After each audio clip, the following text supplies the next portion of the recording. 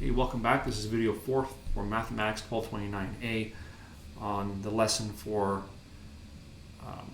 vector multiplication. We're going to continue the discussion of the cross product by looking at properties of the cross product. First property is one we already saw, is that the order of the cross product does matter. In particular, that v cross u is always equal to the negative of u cross v. The next property is a type of distributive property. If we have a scalar or a constant multiplied by u cross v, we can bring that scalar in with either u or v. This is just like the similar dot product property. So we could have c times u crossed with v, or u crossed with c times v, and all three of these processes, all three of these calculations would result in the same final answer.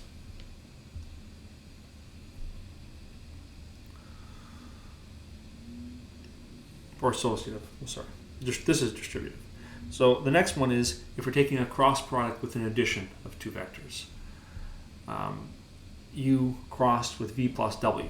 What we can do is we can add v and w together first, and then take the cross product, or we take the cross product of u and v, take the cross product of u and w, and then add those two results together. I'll give you a little hint. There's a problem in the extra homework attached at the end of the note here where this property is necessary. Oh, no, not net. Well, actually, yes, it is necessary. This property is absolutely necessary in order to solve that question. Okay, the second and related property is if you put the addition of vectors in front, if you put that first, and then you take the cross product of that, you still have that same distributive property. You can add them together and then cross, or cross u with w, so cross the first part of that addition with the third vector, plus the second part of that addition with that third vector. And both calculations will yield the same final answer. The next result is that if you cross a vector with a zero vector, you'll get the zero vector, as long as that zero vector is in 3D. If you look back at our calculations, imagine, see this part down here. Oh, that's not I'm going to put my highlighter on, not my laser pointer. See this down here? Imagine if those were all zeros. So 0, 0, 0, 0, 0. Well, every one of your up products and down products is going to involve a multiplication by 0. It doesn't matter what you have up above. Any numbers you have here will be multiplied by 0. So that's pretty nice. So that property is at least intuitive based on how we do our calculations. Next one, also intuitive if you think about stacking the vectors on top of each other. U cross u is equal to 0. Your down products and your up products are going to be the same.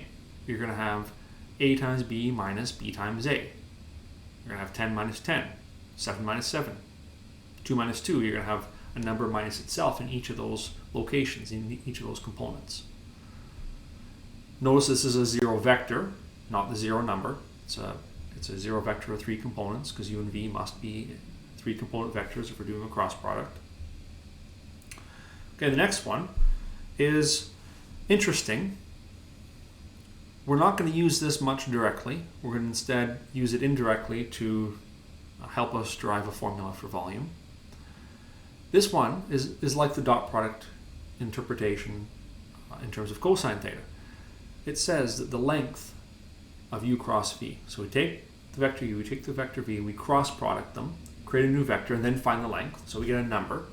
That number is going to be equal to the length of u multiplied by the length of v multiplied by the sine of the angle between u and v.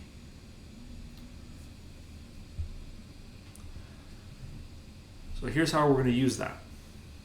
We're going to use that to help derive the formula for the area of a parallelogram, where the sides of that parallelogram are defined by 2 vectors.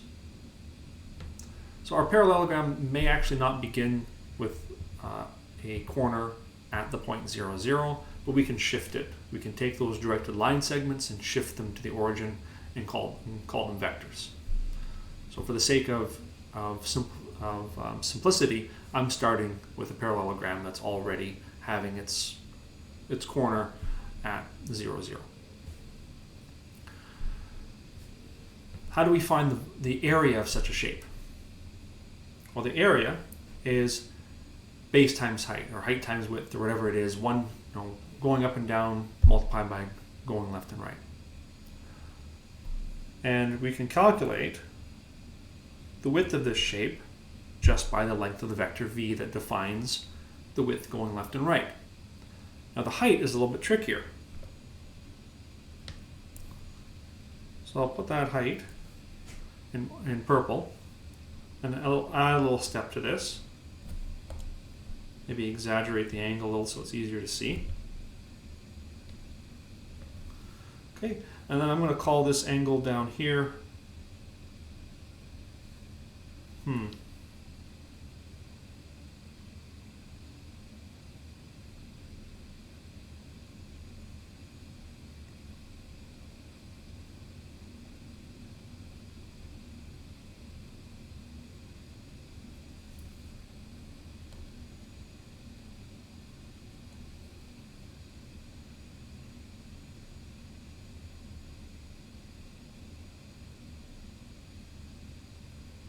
Yes, I've confused myself. It's good. Everything's good.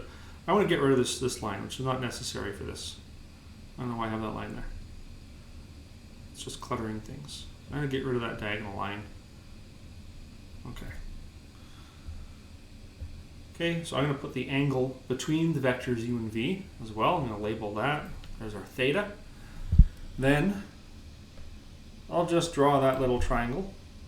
Oh. There's theta.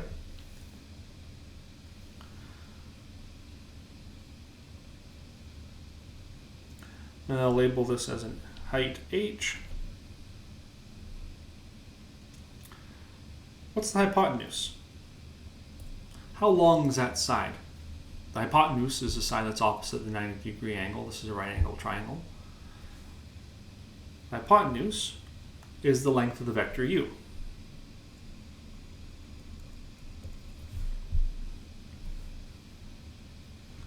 Okay, and if that's the information that I have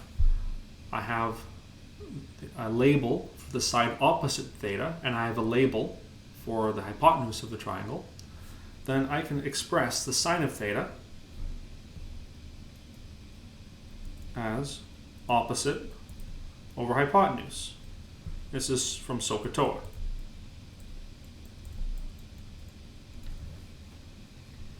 So sine of theta is equal to, the opposite is h,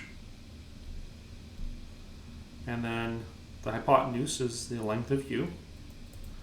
And then we can rearrange. We can cross multiply and get a formula for height. Multiply both sides by the length of u. So the height, h, is equal to length of u times the sine of theta. Our area expression was height times width.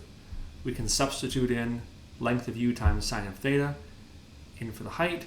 We can substitute in length of v for the width.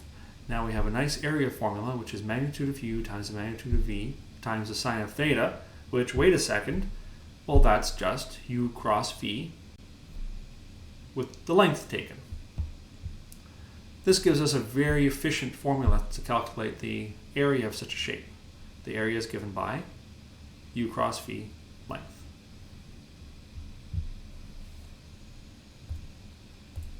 So consider the vectors given, 3, 0, 2, and 1, negative 2, 3. Find the area of the parallelogram determined by the vectors.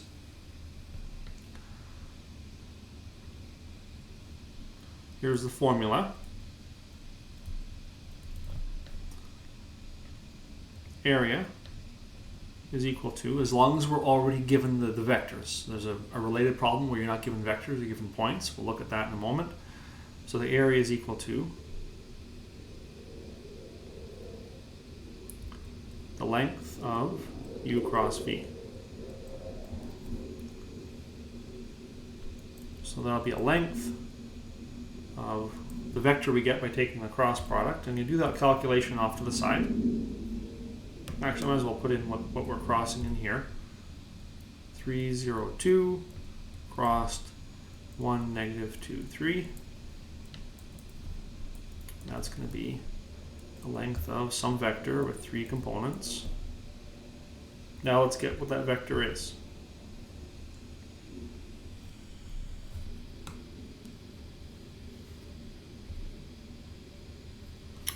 I'm generally guilty of not leaving enough space in my calculations and try to cram stuff in. I'm trying to get better at that. So the length of, leave a space, leave a space, leave a space, and then we'll put 2 copies of u, 3, 0, 2, 3, 0, 2, 2 copies of v, 1, negative 2, 3, 1, negative 2, 3, and then cancel out the first part, cancel out the last part. Then our down product, 0 times 3 is 0. Our next down product, 2 times 1 is 2, and then 3 times negative 2 is negative 6. And then we subtract our up product for each of those components. So we have negative 2 times positive 2, that's negative 4. We're subtracting negative 4. We have 3 times 3, that's 9. We're subtracting positive 9. And 1 times 0, we're subtracting 0. So we're taking the length of 4, comma, negative 7, comma, negative 6, which is, I don't like that sound. Hello? Okay, good. Which is a square root of 16 plus 49 plus 36. So the square root of 65 plus 36. So 95 plus 6, 101. Please check this. I'm not very good at adding.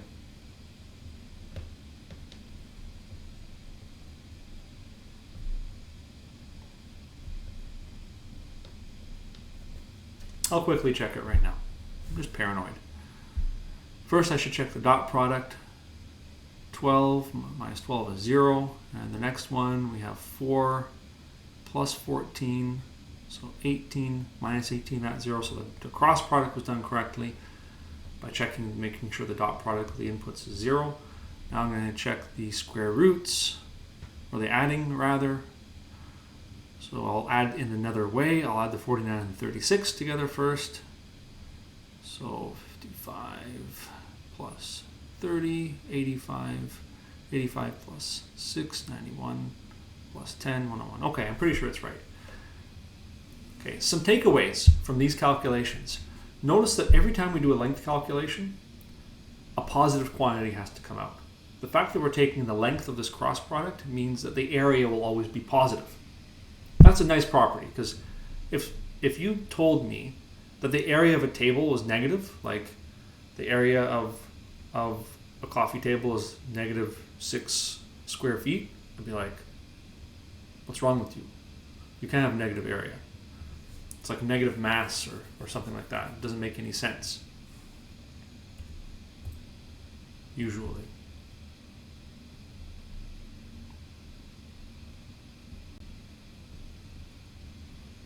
Okay, so that's one of our area formulas. We have a second area formula. What happens instead if we're not asked for the area of a parallelogram defined by 2 vectors, but we're asked for the area of a triangle defined with 2 of its sides given by vectors? So I've shaded in what that looks like at the top right. It's half the shape. It's exactly half of that area of the parallelogram. So what do you think the formula is for the area of that triangle? Well, just 1/2 multiplied by our old area formula. 1/2 multiplied by the length of u cross v. Making it fairly easy to memorize. You have an area formula for a parallelogram, u cross v, take the length, and you have an area formula for a triangle, 1/2 multiplied by u cross v, take the length. So they both require you to find a cross product. The triangle has one extra step, just multiplied by 1/2.